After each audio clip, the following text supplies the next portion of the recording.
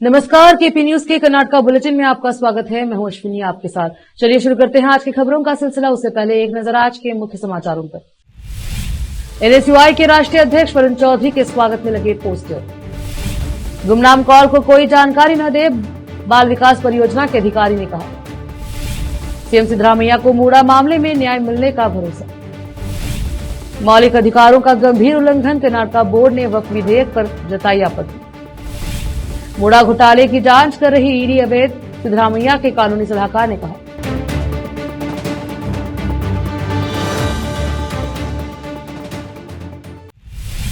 समाचारों का सिलसिला शुरू करते हुए देखते हैं समाचार विस्तार से।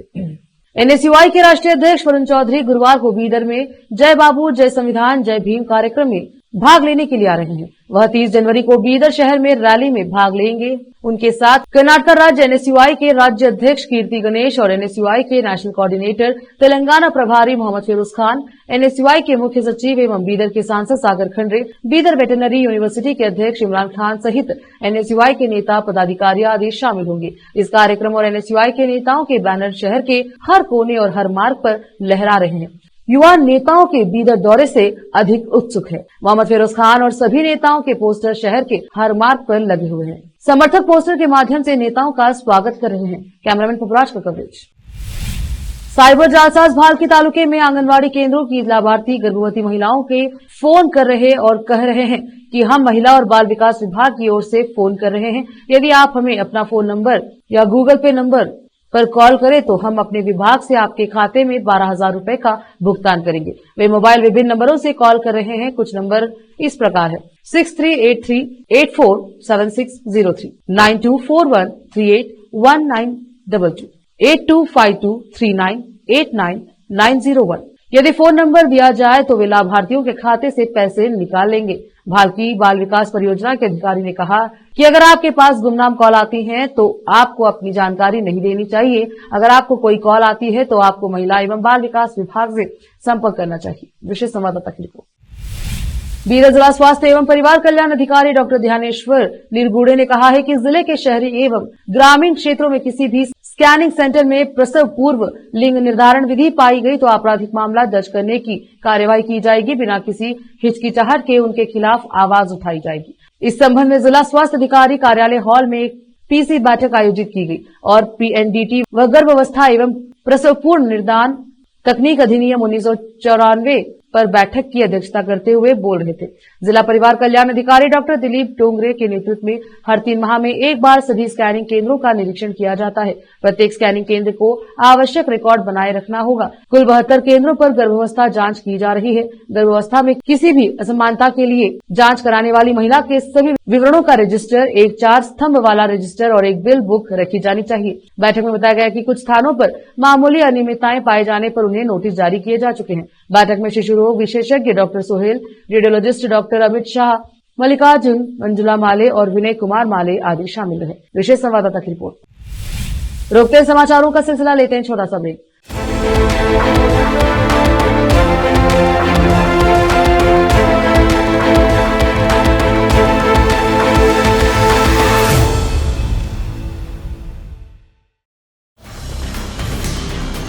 हिंदुस्तान के हर कोने में हम हैं मौजूद। 24 घंटे हालात पर गहरी नजर, खबरों से जुड़े चुपते सवालात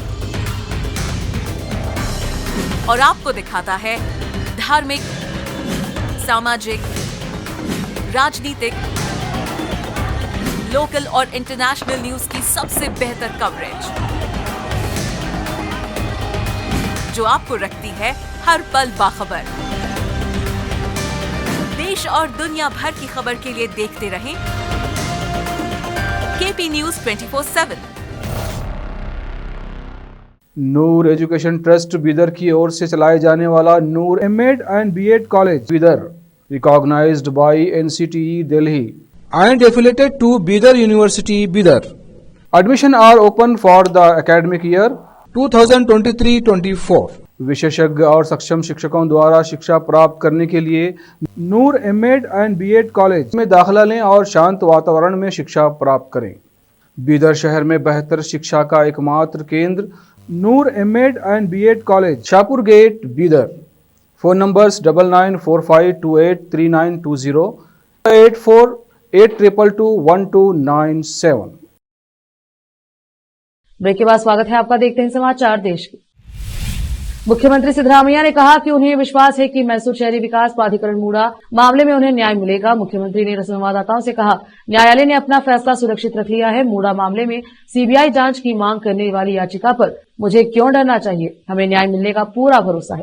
सिद्धरामैया ने कहा कि कर्नाटक उच्च न्यायालय ने उनकी पत्नी को प्रवर्तन निदेशालय ईडी के नोटिस पर रोक लगा दी है। उन्होंने कहा कि न्यायाधीश ने टिप्पणी की थी कि जब जांच चल रही है और सीबीआई जांच की मांग वाली याचिका पर सुनवाई हो रही है तो इतनी जल्दी क्यों न है। एक सवाल के जवाब में सीएम ने कहा कि मामला राजनीति से प्रेरित है। कर्नाटक राज्य वक्फ बोर्ड ने वक्फ संशोधन विधेयक 2024 के अधिकांश प्रावधानों पर गंभीर आपत्ति जताई है, जिसमें बोहरा और अगाखानी मुसलमानों को अलग बोर्ड स्थापित करने की अनुमति देना, प्रबंधन में गैर मुसलमानों को शामिल करना और 5 साल से कम समय से इस्लाम का पालन करने वाले मुसलमानों को अपनी संपत्ति दान करने की अनुमति नहीं देना शामिल है। विवादास्पद विधेयक की जांच कर रही संयुक्त संसदीय समिति के समक्ष अपने विचार साझा करते हुए सूत्रों ने बुधवार को अपनाई गई रिपोर्ट का हवाला देते हुए कहा कि बोर्ड ने तर्क दिया है कि मूल अधिनियम में सरकार द्वारा सुझाए गए संशोधन संविधान के विरुद्ध है और यहां तक कि मौलिक अधिकारों का भी उल्लंघन करते हैं। मैसूर शहरी विकास प्राधिकरण मूडा साइट आवंटन मामले की जांच करने के ईडी के फैसले पर आपत्ति जताते हुए मुख्यमंत्री ने कानूनी सलाहकार एएस पोन्नान ने मंगलवार को एजेंसी के फैसले को अवैध करार दिया, क्योंकि लोकायुक्त पहले ही इस मुद्दे पर अदालत के आदेश पर जांच करा चुकी है। पत्रकारों से बात करते हुए पोन्नान ने कहा, तत्कालीन मूडा आयुक्त नटेश के घर की तलाशी ली गई है और उन्हें धारा 15 के तहत नोटिस दिया गया है। इस मुद्दे पर उन्होंने सर्वोच्च न्यायालय में एक रिट याचिका प्रस्तुत की, जहां उनके पक्ष में आदेश सुनाया गया। उन्होंने कहा कि मुख्यमंत्री सिद्धरामैया की पत्नी बीएम पार्वती और शहरी विकास मंत्री बिरथी सुरेश को ईडी द्वारा धारा 15 के तहत कुछ दस्तावेज जमा करने और अपने बयान दर्ज कराने के लिए ईडी के समक्ष उपस्थित होने का नोटिस दिया गया है। फिर से रोकते हैं समाचारों का सिलसिला, लेते हैं छोटा सा ब्रेक। हिंदुस्तान के हर कोने में हम हैं मौजूद। 24 घंटे हालात पर गहरी नजर, खबरों से जुड़े चुपते सवालात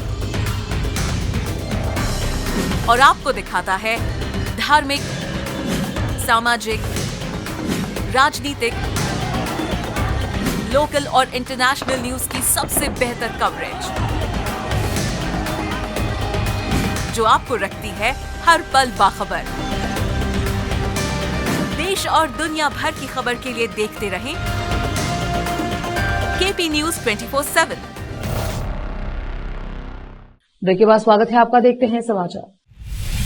मुख्यमंत्री सिद्धरामैया ने पुलिस और अन्य वरिष्ठ अधिकारियों को कर्नाटक में अत्याचार के मामले में कम से कम 10% दोष सिद्धि दर सुनिश्चित करने का निर्देश दिया। उन्होंने अधिकारियों को फटकार लगाई क्योंकि कर्नाटक में 2020 की तुलना में दोष सिद्धि दर में कमी आई है। उन्होंने वरिष्ठ अधिकारियों की आलोचना की क्योंकि ऐसे मामलों में आरोपियों को जमानत मिल रही है। उन्होंने कहा कि अगर गंभीर अत्याचार के मामलों में आरोपियों को आसानी से जमानत मिल रही है तो यह उनके लापरवाह काम की वजह है। उन्होंने कहा, अगर यह जारी रहा तो हम ऐसे मामलों को नियंत्रित नहीं कर पाएंगे। राज्य में अत्याचार के 665 मामले जांच के दायरे में हैं। सीएम ने कहा कि अत्याचार के मामले में 60 दिनों के भीतर आरोप पत्र दाखिल करना होता है। उन्होंने कहा, अगर आरोपी स्थगन आदेश प्राप्त करने के लिए अदालत जाता है तो अधिकारियों को महाधिवक्ता से इस पर चर्चा करनी होगी और स्थगन आदेश को रद्द करना होगा। वे अनुसूचित जाति एससी और अनुसूचित जनजाति एसटी जागरूकता समिति की बैठक में बोल रहे थे, जिसे उन्होंने मंगलवार को बुलाया था। उन्होंने एससी एसटी मामलों में सजा दर आरक्षण से लंबित मामलों और अन्य मुद्दों सहित विभिन्न मुद्दों पर चर्चा की।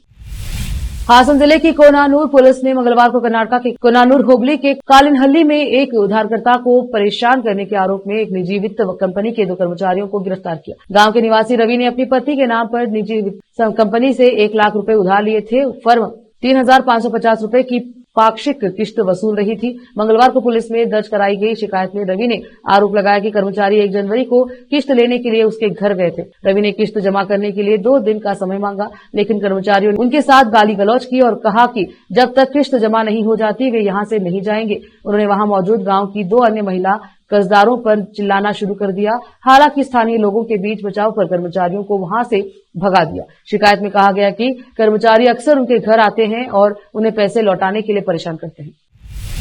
मुख्यमंत्री सिद्धरामैया से जुड़े कथित मुड़ा साइट घोटाले के संबंध में लोकायुक्त द्वारा अपनी जांच रिपोर्ट उच्च न्यायालय को सौंपे जाने के बाद चामुंडेश्वरी जेडीएस विधायक जीटी देवेगौड़ा के खिलाफ नए आरोप सामने आए हैं, जिनमें उन पर 50-50 अनुपात व्याख्या व्यवस्था के तहत अवैध तरीकों से 19 साइटों का अधिग्रहण करने का आरोप लगाया गया। कार्यकर्ता स्नेहमयी कृष्णा ने मंगलवार को मैसूर लोकायुक्त कार्यालय का दौरा किया और देवेगौड़ा और उनके बेटे हुनसूर के विधायक हरीश गौड़ा के खिलाफ शिकायत दर्ज कराई, जिसमें आरोप लगाया गया है कि देवेगौड़ा ने देवनूर में सर्वेक्षण संख्या 81-2 में 2.22 एकड़ भूमि के लिए मुआवजे प्रदान किए बिना 19 साइटों को सुरक्षित करने के लिए अपनी शक्ति का दुरुपयोग किया। अपने दावों का समर्थन करते हुए कृष्णा ने देवेगौड़ा की एक तस्वीर जारी की, जिसमें वह बातचीत के लिए जमीन मालिक के घर गए थे। उन्होंने लोकायुक्त को सबूत सौंपे, जिसमें देवेगौड़ा पर सत्ता का दुरुपयोग करने का आरोप लगाया गया।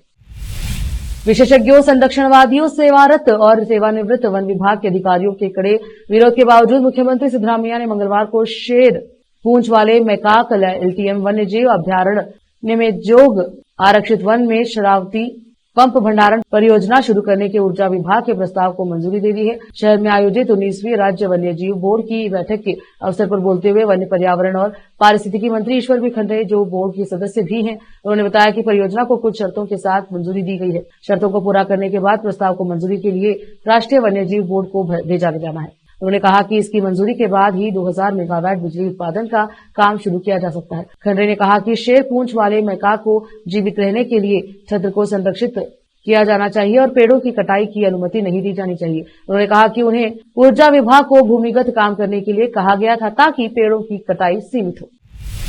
फिर से एक नजर आज के मुख्य समाचारों पर। एनएसयूआई के राष्ट्रीय अध्यक्ष वरुण चौधरी के स्वागत में लगे पोस्टर। गुमनाम कौल को कोई जानकारी न दे, बाल विकास परियोजना के अधिकारी ने कहा। सीएम सिद्धरामैया को मूड़ा मामले में न्याय मिलने का भरोसा। मौलिक अधिकारों का गंभीर उल्लंघन, कर्नाटक बोर्ड ने वक्फ विधेयक पर जताई आपत्ति। मूड़ा घोटाले की जांच कर रही ईडी अवैध, सिद्धरामैया के कानूनी सलाहकार ने कहा।